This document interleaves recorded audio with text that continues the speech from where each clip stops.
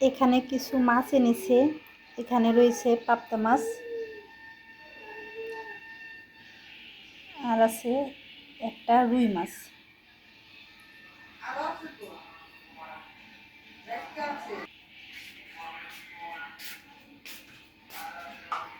আর এখানে আছে কিছু চাপিলা মাছ।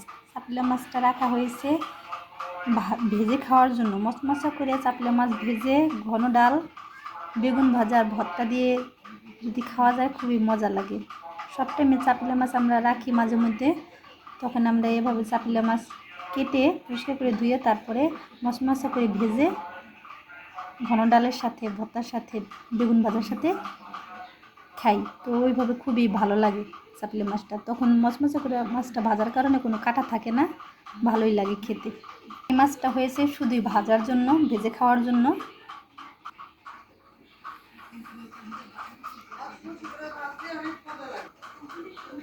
এখানে রয়েছে একটা রুই মাছ।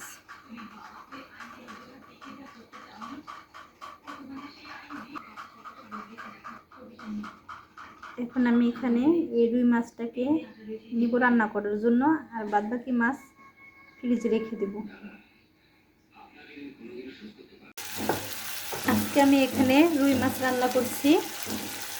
রুই মাছটা প্রথমে ভালোভাবে পরিষ্কার করে নিয়েছি। আদা, রসুন, হলুদ, লবণ এসব দিয়ে রুই মাছটা ভালোভাবে মেখে নিয়েছি। আর দিয়ে দিয়েছি একটু লেবু। লেবুটা দেওয়ার কারণে মাছের যে একটা আস্তা গন্ধ, এই গন্ধটা থাকে না। সে কারণে আমি লেবুটা মাছের ভিতরে, যে কোনো মাছের ভিতরে লেবুটা আমি দিয়ে দিই, যাতে মাছের আস্তা গন্ধটা না থাকে। আস্তা গন্ধটার কারণে মাছটা আমার ততটা ভালো লাগে না খেতে, তাই আমি লেবু দিয়ে দিই। এসব দিয়ে মেখে আমি গরম তেলে মাছটা ভেজে নেব। গরম তেলে আমি মাছটা ভেজে নিচ্ছি।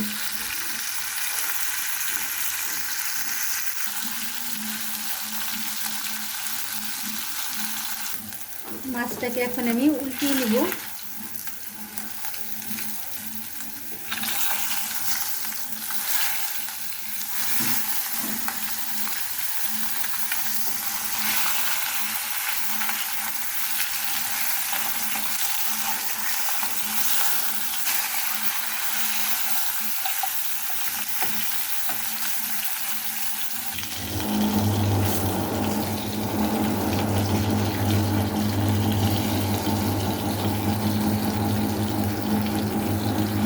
মাছটা আমি এরকম লাল লাল করে ভেজে নিয়েছি।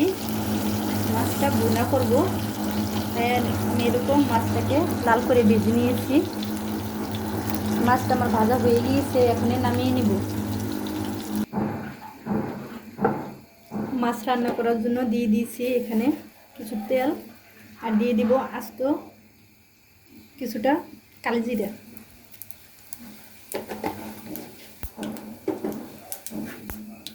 মাছ রান্না করার জন্য মাছ রান্না করার জন্য এখানে দিয়ে দিয়েছি তেল, আর দিয়ে দিয়েছি আস্ত কিছু জিরা।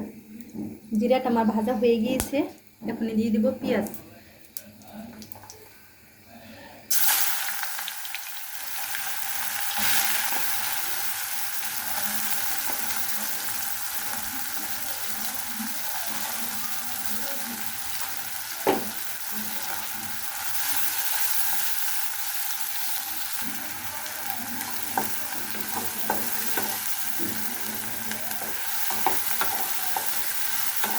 পেঁয়াজটা আমি ভালোভাবে ভেজে নেব।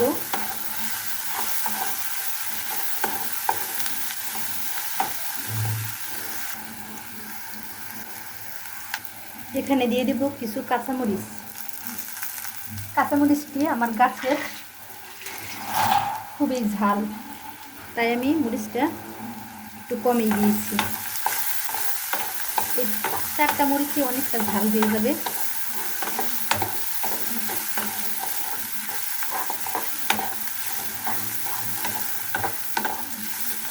বাজার থেকে যে মরিচ কিনে আনি 4-5টা মরিচ দিলেও কোনো ঝাল সেরকম একটা লাগে না, কারণ এই মরিচে কোনো ঝালই না। আর গাছের কাঁচামরিচ 3টা 2টা এরকম দিলেই, 2-3টা দিলেই তরকারিটা খুবই ঝাল হয়।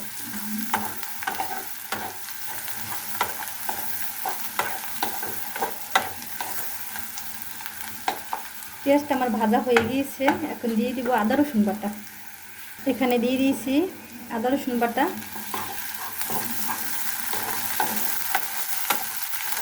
আর দিয়ে দিব এখানে ধনিয়া জিরা বাটা।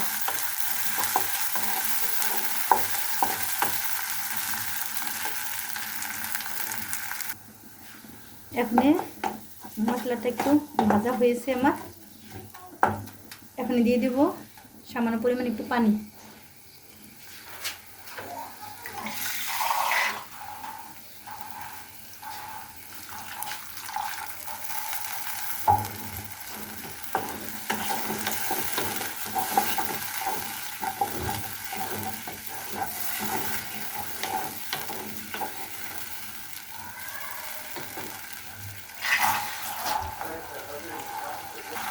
দিয়ে দিচ্ছি হলুদের ফাঁকি 1 চা চামচ, আর দিয়ে দিচ্ছি সামান্য পরিমাণ একটু মরিচের ফাঁকি, কারণ আমি কাঁচামরিচের ঝালটা একটু বেশি দিয়েছি, সে কারণে আমি শুকনো মরিচের ফাঁকিটা একটু কম দিয়েছি। এখানে আমি আর একটু হলুদের ফাঁকি দিয়ে দেব।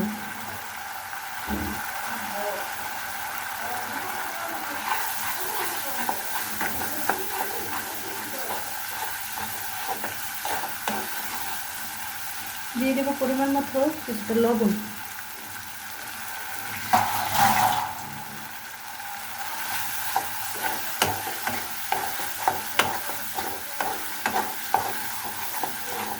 মশলাটা আমি ভালোভাবে কষিয়ে নেব।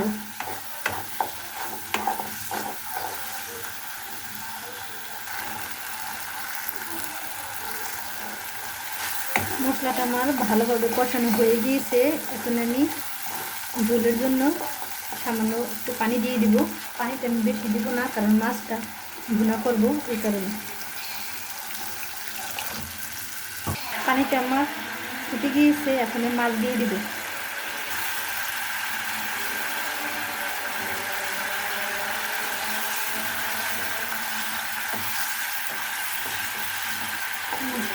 মাছটি আমি দিয়ে দিয়েছি, এখানে ঢাকনা দিয়ে ঢেকে দিব কিছু টাইমের জন্য।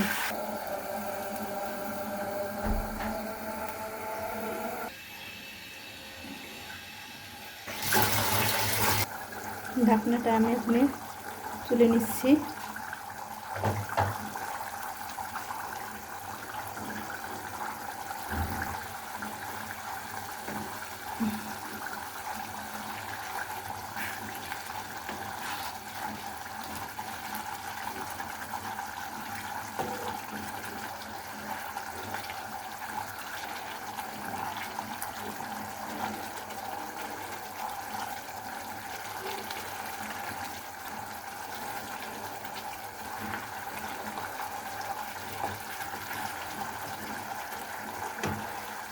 এখন আমি কিছুটা ধনিয়া পাতা দিয়ে দিব মাছের ভিতরে।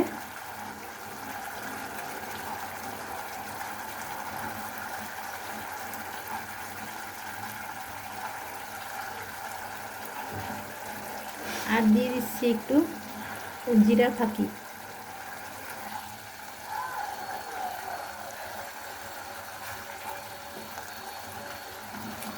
এখন আমি আর ঢাকনা দিয়ে ঢাকবো না, আমার মাছ ভুনাটা হয়ে গিয়েছে।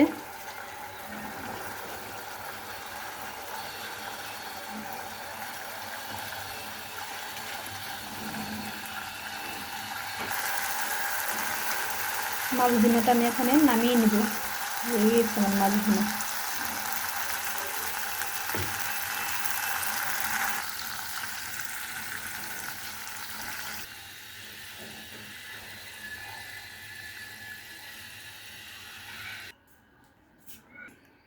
এখানে আমি করে নিয়েছি রুই মাছ ভুনা, আর রয়েছে মলা মাছের চচ্চড়ি করে নিয়েছি পেঁয়াজ দিয়ে, আর দিয়ে দিয়েছি জলপাই। এখানে মলা মাছ রান্না করেছি, রান্নাটা আমি দেখাতে পারিনি, আমার বাবু ঘুম থেকে উঠে গিয়েছে, ও ঘুম থেকে উঠলে আমি কিছুই করতে পারি না। এখানে বাচ্চাদের জন্য মলা মাছ করে নিয়েছি।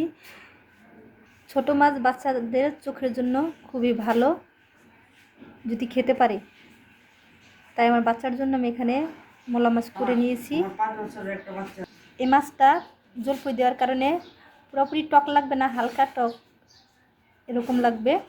জলপুইটা আমি পুরোপুরি গলিয়ে দিইনি, হালকা একটু গলিয়ে দিয়েছি আর একটু আস্ত রয়েছে।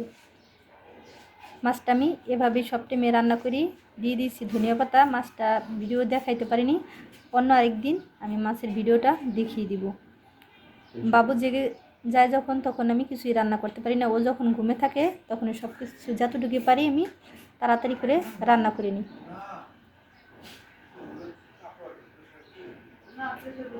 এখানে রয়েছে পেঁপে ভাজি। পেঁপে ভাজিটা এভাবে আস্তে আস্তে করে নিয়েছি, কোনো গলে যায়নি।